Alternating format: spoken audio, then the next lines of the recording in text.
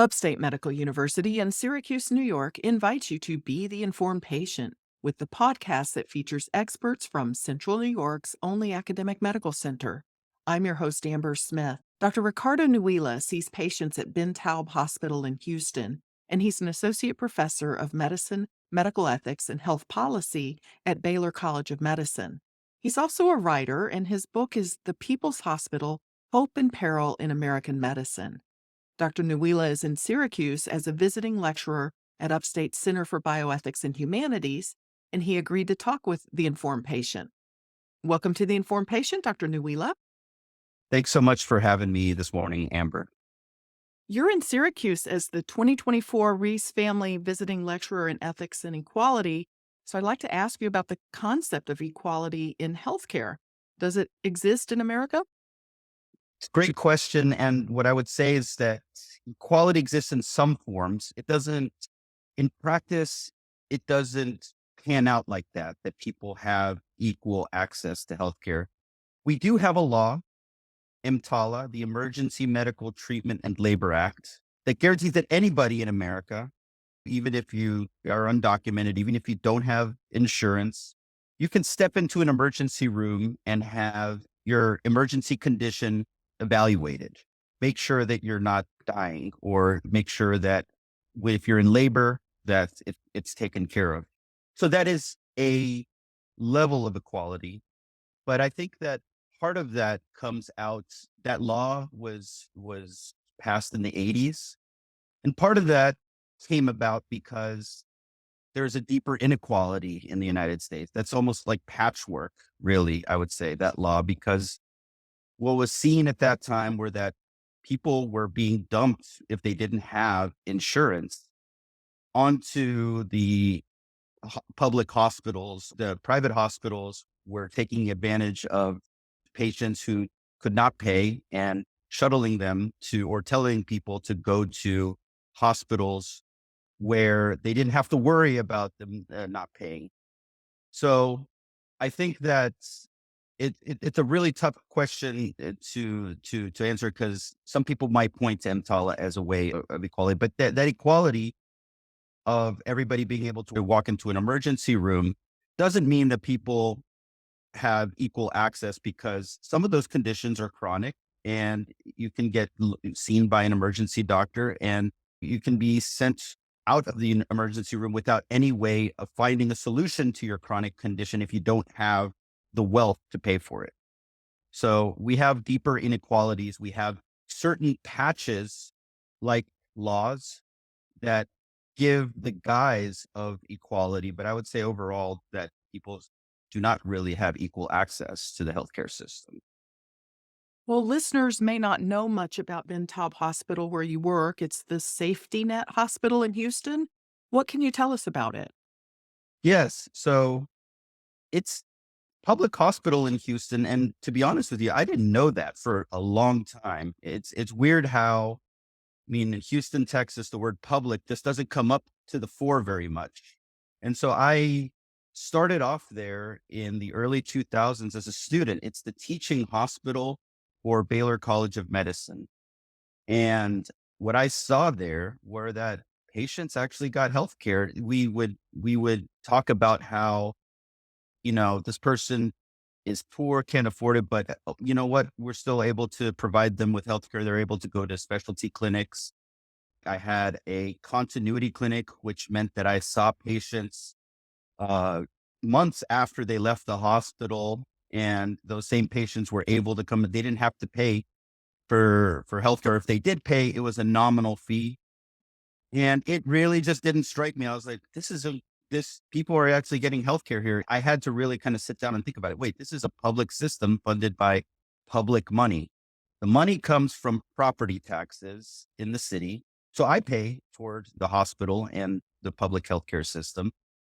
And it is mission driven, meaning that it is designed to provide care for those who can't afford healthcare and who are the most vulnerable in the city. What I've found over the last 20 years, and what America has found really, is that who is the most vulnerable changes. In fact, there's many people who might look at themselves in the mirror and not think that they're vulnerable, but actually we are all vulnerable. We're all in our healthcare because of the way that it's organized on a sheet of ice. We're standing on a sheet of ice. Some of us are very lucky to have a more thick layer of ice underneath our feet when it comes to our healthcare, but really on the whims of insurance companies making deals, our primary care doctors deciding what plans they take, all of that, like that thickness can shift and we can fall through the cracks. So I've seen a lot of people who don't consider themselves to be vulnerable end up at Ben Taub Hospital. But in Houston, they look at the hospital being funded by property taxes like they do the roads and the police and things of that nature. It's a public good for everyone. They're starting to. I think that that's one of the things that I find inspiring, and I find optimism in that is that people in Houston are starting to see that as a real public good that they want to invest in. I think that when I was going into medicine in the early 2000s, people might have looked at the public hospital as like that's where other people go, you know? There is like a very Texas phrase that people would use. That's where I'd go if I got shot. That phrase always stuck with me because there is like a double-ended sense to that, right? On one side, it really was a tip of the hat to how good the trauma care was and how good the surgeons were. The surgeons are really worldwide recognized as some of the best surgeons. But it was also kind of the flip side of that was just like, hey, I'm not the person that's getting shot. That's for other people. Those are for type of people who do get shot. Now, America's changed a lot, obviously. It keeps on changing, but the people who do get shot, there's more and more people who have that as a real danger. But also, the public system has grown and started to do more than just provide trauma care. And as an example of that, in 2015, Ben Taub provided the fastest heart attack care in the country. This is a public hospital where the identification of a heart attack and getting somebody to the room, to the catheterization lab where you can open the artery, reperfuse, get blood flow back established to that area that was lacking in blood flow, the heart muscle. That was the fastest in the country. And to me, that's incredible that right down the road, there is the Texas Heart Institute that didn't post as fast times. So something about the public health system, their focus, it's doing well, and it's being recognized by the people as a good. As an example of that, last November, the first time since the inception of the public healthcare system in the 1960s, voters in Houston got to vote to add $2.7 billion in a bond to the healthcare system. They voted overwhelmingly for it beyond party lines. If you look at every other election on that ballot, everything was kind of steeped in politics. Healthcare went above that. People voted overwhelmingly to rebuild one of the hospitals, to add to Ben Taub Hospital, to add more outlying clinics, public money for this. So I take heart in that. And I think that that's great that people are starting to see the value of public healthcare, just as they would see the value of roads, airports, infrastructure. It's very necessary. And it also offers a great counterbalance to what we all feel, which is how private interests have taken over healthcare in America. This is Upstate's The Informed Patient podcast. I'm your host, Amber Smith. I'm talking with Dr. Ricardo Nuila from Ben Taub Hospital, the safety net hospital in Houston. He's in Syracuse for a lecture in ethics and equality. Well, let me ask you what drew you to medicine as a career? And then not only that, but you chose to work at a safety hospital. You did your training there, but you've stayed and you're a faculty there. Why did you choose that? Yeah, I like to joke that I'm totally inbred there because I was a medical student and I stayed as a resident and stayed as faculty now. And sometimes I don't know if I could move on because I just love it. The reason I love it is because it strikes the perfect balance for me. I can earn a living. It's not excessive living. I don't feel guilty that I'm doing excessive things to add to people's healthcare costs. but I have enough tools to be able to really impact people's lives. The focus isn't on transactions and insurance. I can count on my hand how many times I've talked with insurance companies. It's really the system provides me the tools that I need. I can focus on medicine and I can focus on what I like about medicine, which is connecting with people and trying to solve their problems at the bedside, talking with them, guiding them, things like that. And I just love that because it's not what I conceived of medicine when I first went in. I was born into a family of doctors. I'm a third generation doctor. My grandfather learned medicine in El Salvador, his home country, but then went to University of Chicago and Harvard to do extra training and then returned to El Salvador to be an academic pediatrician. My father immigrated from his home country of El Salvador to the United States and was an OB-GYN who had a private practice in Houston. And I was naturally drawn to the field. You know, when you are young and you see my father used to take me to the hospital on his rounds on Saturday, and I'd sit in the doctor's lounge watching TV, and I loved it. It was glorious for me just being around that environment, even though, you know, the lounge wasn't as nice as it could have been. There was like coffee smells and everything, but it was so it felt like a dream to me. But something changed by the time that I started to apply for medical school, even though I had those really early memories. My dad started his practice when I was young. He had two employees. One was a nurse, another was a receptionist. But by the time that I was applying for medical school, he had multiple employees, but he had three people dedicated full time to insurance claims. He used to, as a courtesy, take his patients into his office before examining them, talk with them. Any new patient would come into the office and they'd have a conversation. But by the time that I was applying to medical school, his office where he talked with the patient, his desk, that wooden desk, it was full of just files from insurance claims. It was stacks and stacks of manila envelopes. And so that influenced me. That really made me think when I was going into medical school, I don't know if I want to be a doctor in America. I literally resisted it to the point where even though I got an admission to go to medical school, I deferred a year. And then I came back to medical school, was there for 2 weeks, took a leave of absence. I did not want to be a part of this machine that created paperwork instead of having these real great human experiences with patients that I thought was medicine, you know? What happened is that I found that there's other options available, like Ben Taub Hospital. I was a medical student there.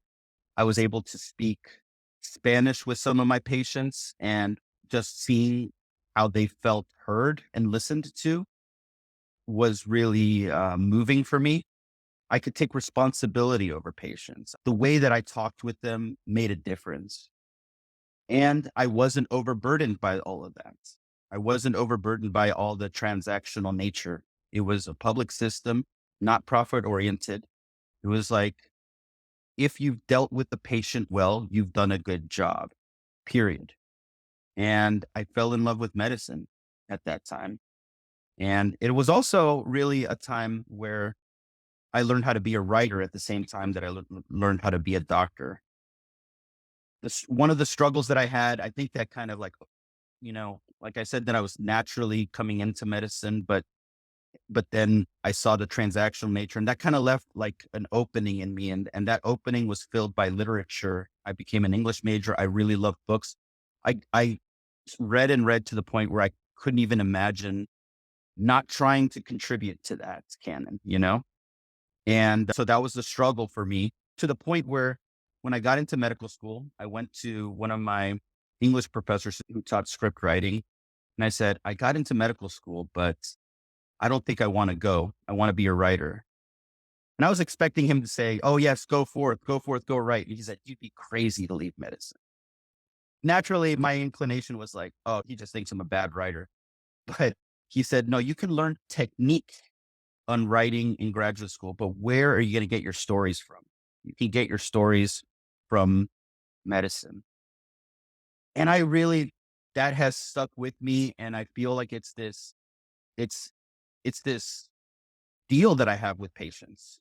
They give me their stories and I give them the best care possible. It's this deal. And I feel very fortunate to be at a place where there is a trove of stories there that I can access and bring a voice to. You're listening to Upstate's The Informed Patient podcast, where Dr. Ricardo Nuila is talking about equality in healthcare and his book, The People's Hospital: Hope and Peril in American Medicine. In Houston, you direct a program at Baylor that integrates arts and humanities into medical education. Why do you think this is important? Because I think that medicine is actually a deeply, deeply human process. I think that what we really want in illness is another human being trying to solve that problem with us and to guide us through and to care for us. And I think that there is the allure of technology that drags the human elements out of medicine. The way I think about it is that medicine, there's a pendulum that swings in medicine between science and art. And that pendulum has swung towards science over the last 100 years for good reasons. There have been incredible technological advances, discoveries. I mean, what vaccines have done, what antibiotics have done. The science is an important aspect of it. But the science is not the care. The care is a human being caring for somebody else.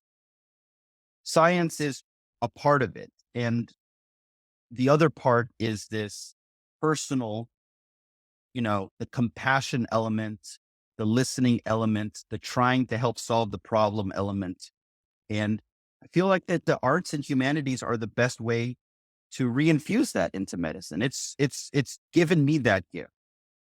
I think that reading literature has helped me look at different lives in different ways. I think it just enhances our empathy.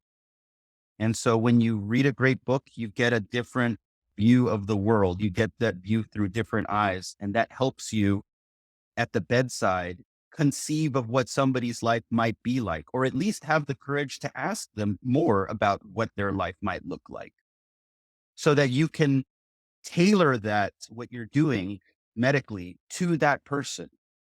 So it could be singular for that person. I think also that these subjects, which are like, classical, they go back, centuries. They've been part of medicine for centuries.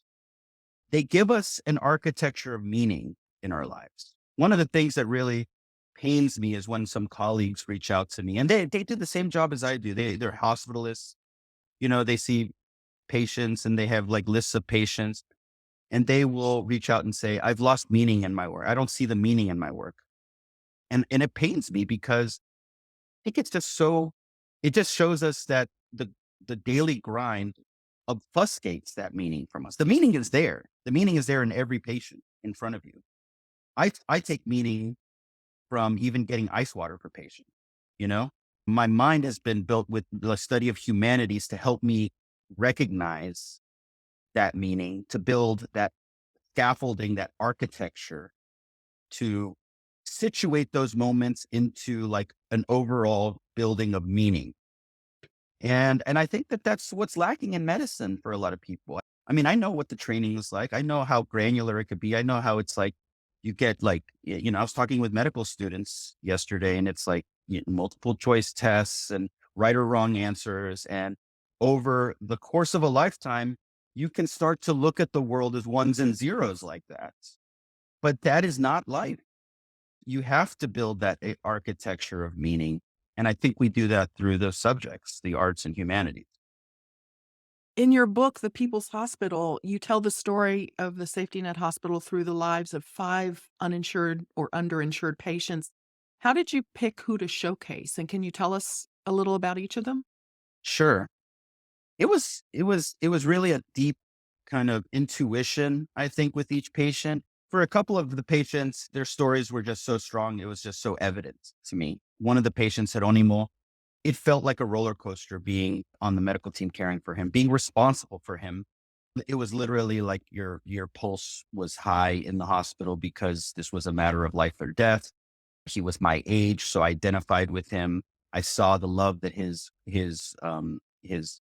mother gave to him, and it was also it felt like I was a little bit of a PI, a little bit because I was like, oh, well, how do I call a congressman? Well, all these things. So, some of those stories seemed like they had to be placed in there. There's others that like had to do with the real connection that I had. One of the patients, Stephen, he is very conservative. And we had these really long talks in the hospital where we were still cordial and we really liked each other, but we knew that each of us had different opinions. And I thought that that was very emblematic of how we need to fix healthcare is that we have to have these conversations. We like each side really has to understand the principles on which the other side is standing. And I think that that's the only way that we're going to be able to fix healthcare is through democratic means. So we have to come to a consensus. I think one of the features of this book is that it started with the patient. The idea was I want to artistically render the lives of patients. I want people to know what it is like to be ping ponged between hospitals and then find a place that's willing to take care of you and to go through the hospital and to test what is that public hospital like? Is it good? Is it bad? So it wasn't like I came up with a thesis and then looked for patients. It was the opposite. The real difficult part about this book, writing this book, was I had the patient stories and I had to figure out what bound them together. What were the ideas that came out of and and I think that you know, working at that hospital, you often think to yourself, "Oh, there's a book in every day that I have. These patients, there's like every single list of patients I could sit down and just write a book." And it's because people have these incredible lives. Everybody's so unique. And because there are so many impediments to people getting healthcare that are not known. But I think that what was unique about all of these different people is that they reached a different part of me. Christian's problem was that he had knee pains that were a mystery. And so part of me was like, that's so interesting. This is the diagnostic quest, but it's also the in America, the way we've organized healthcare is that if you have a mysterious illness and you don't have the right coverage, you can really suffer. He had an odyssey. He had to go to Mexico. He got stem cells, all of these things that are really emblematic of people not really trusting the healthcare system in the United States. So that resonated with me. Geronimo, like I had mentioned, he was desperately ill and needed a liver transplant. And there's nothing, if anybody who's worked with patients, there's nothing like a failing liver to get your pulse up on the wards because that people are very, very ill. Roxana was one of the people that I bonded with the most on the ward. She was from the same country as my parents, a country that I visited every summer, El Salvador. And she had this major complication from a surgery where she had gangrene on all four limbs. All four limbs were dead. And all she wanted was to have those amputated so she could get a slice of dignity. But she could not get that in our healthcare system. Only through the public hospital could she really get that. And I was inspired by her resilience, her attitude, her humor in the face of things. I still am inspired by that. So all of the different patient stories come from a real sense of me working and just being like, kind of, if I can say it very, kind of falling in love with an aspect of my patients. Thanks for listening to Upstate's The Informed Patient podcast. I'm your host, Amber Smith. My guest is Dr. Ricardo Nuila. He's visiting Syracuse to lecture on ethics and equality at Upstate's Center for Bioethics and Humanities. You make the case that Ben Taub could be a model for change in the American healthcare system, and I think many healthcare providers and patients would really like a system where it's not based on money, but it's based on what the patient needs and what care they need. So why is it so hard for us to get there? Well, I think that the healthcare system, it is the biggest industry in America. We spend more money on healthcare than anything else. 18 cents of every dollar spent in America goes toward healthcare. That's money going into pockets, and those pockets do not want to stop getting that money. So there are real pressures at the lobbying level, at the legal level, where policy is drafted that will prevent any shortfall of that. So the system is really serving some people. It's serving shareholders of these major corporations. It's serving like the people who are employed by the corporations who are, they're Fortune 500 corporations.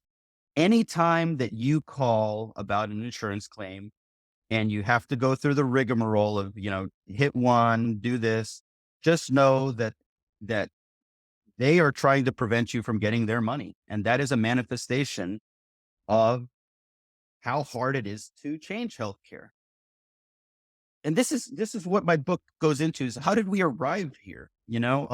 These stories that I've written are interwoven with the history of how hospitals became for profit versus nonprofit versus public, and how some of the nonprofits are really operating like for profits. It goes into the history of why we have something called fee for service, which is an incentive for doctors to do more and to order more. And that's one of the things that's really made healthcare more expensive is the do more, do more, do more. It goes into the history of how insurance became this behemoth and how it became something that we recognize with our work, and something that we think it's made us think that people have to earn their healthcare in America.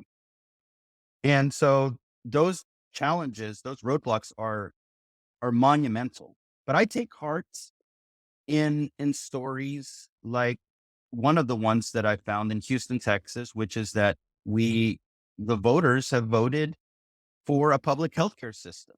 In 1960s, Houston, the only place that you could get healthcare if you couldn't afford it was at a hospital named Jefferson Davis Hospital. So the poor African American population, the poor immigrants, they could only go to Jefferson Davis Hospital. And since it was a charity hospital, it relied on funding from really two sources, the county government and the city government. And each of them were at loggerheads and threatened to end their support so that the other could take it over. And so, that's kind of the story of America. And the spiral effect of that was that it was completely underfunded, and to the point where the whisperings in Houston, if you came into the city of Houston, you went to a party, people would talk about how bad the charity hospital was, how the children would cry at night for a lack of milk, how there had been staph infections that had roiled through the maternity wards and killed dozens of babies. Well, what happens is that an incredible, remarkable man comes to Houston. His name is Jan de Hartog. This guy is one of the most incredible people that I've read about. Nazi resistance fighter, ship captain from the Netherlands, who saved a lot of people navigating ships to flooded areas. Also a playwright, also an author of many novels, Nobel Prize nominated for literature, comes to Houston as a creative writing instructor. And he's also a Quaker. So he really believes in service to the community as part of his identity. He hears these stories at these parties, and he says, I want to go there to verify this. He trains himself as an orderly, is now a patient care assistant. And he is on the wards at Jefferson Davis Hospital, and he sees exactly that, except it's worse. He sees people, lying in their own filth for days on end. He sees neglect, and he sees that the employees are just they have a glaze over their eyes, the people who work at Jefferson Davis Hospital, because the work is so overwhelming. So what he does is he writes a series of op-eds about this, about how it's the shame of the city that we've allowed our charity hospital to fall into these conditions. And these op-eds get prominence in the international press. Houston's a big city at this time. It has the attention of the world because of the Cold War. NASA is housed in Houston. And at the time we were building the first domed stadium in the world, the Astrodome. And what the press says is that Houston can't provide for its poor, but it can air condition people in the stadium. And so this becomes a civic issue. And eventually it comes to the point where Houstonians vote in favor of a public system. They vote to give their property taxes to build a system that provides care for people who can't afford it. And what comes out of that, or that place where I work, Ben Taub Hospital, part of that system, which in 2015 provided the best heart attack care in the country. So I take heart in that. I take heart in that. I think that that's the way we can help healthcare is democratically.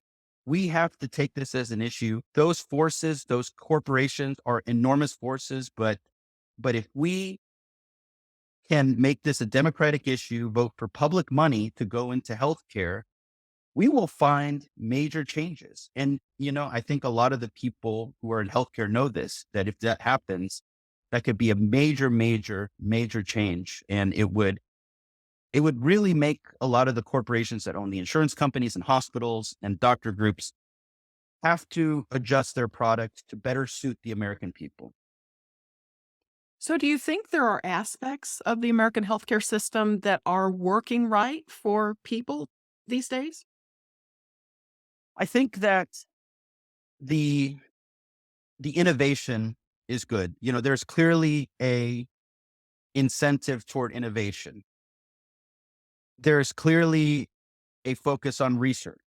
It's hard to answer that question because the sense that people seem to think that it's like there's an open market. I think I would want there to be, what I advocate for is a two-tier system, which is that there's a basic public system for everybody. And then if somebody wants to pay more, they can really go to a cash market or get private insurance on top of that. But that's not really what exists right now.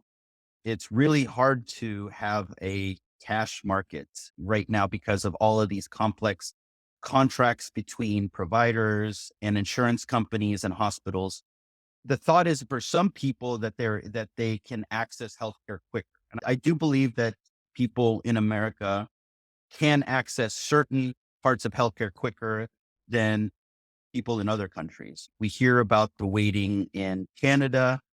We hear about the waiting in the UK for certain medical conditions like knee replacements, hip replacements. I believe that's true. That one of the good features of the United States is that we can probably get that for people faster. But I also know of people who, even though they are insured, can't get those as fast as what is broadcast here. So it's a complex question about whether or not we actually do provide things quicker. I think we should aim to provide things quicker and have that two-tier system where if people really do want to pay more, they can pay more to have something quicker. That's something that I can see being a real principle in American medicine. And that's something that Medicare for All really has not been able to kind of address. The basis of Medicare for All is basically that everybody has the same insurance and that there's no private insurances. And I think that would make that quickness of getting these procedures for chronic and real ailments that affect people's lives difficult. I happen to think the Medicare for All would be better than what we have right now. But that's why I advocate for the system that I come from, that I've experienced, this public healthcare system where there is local involvement, decisions are made locally, and there is the opportunity for that second tier if you have like a basic tier that's very good. Dr. Nuila, thank you so much for making time for this interview. Thank you for having me. I appreciate it very much. My guest has been Dr. Ricardo Nuila. He's an internal medicine physician and an associate professor of medicine, medical ethics, and health policy at Baylor College of Medicine. And he's a writer whose most recent book is The People's Hospital: Hope and Peril in American Medicine. The Informed Patient is a podcast covering health, science, and medicine, brought to you by Upstate Medical University in Syracuse, New York, and produced by Jim Howe. Find our archive of previous episodes at upstate.edu/informed. If you enjoyed this episode, please tell a friend to listen too. And you can rate and review the Informed Patient podcast on Spotify, Apple Podcasts, YouTube, or wherever you tune in. This is your host, Amber Smith, thanking you for listening.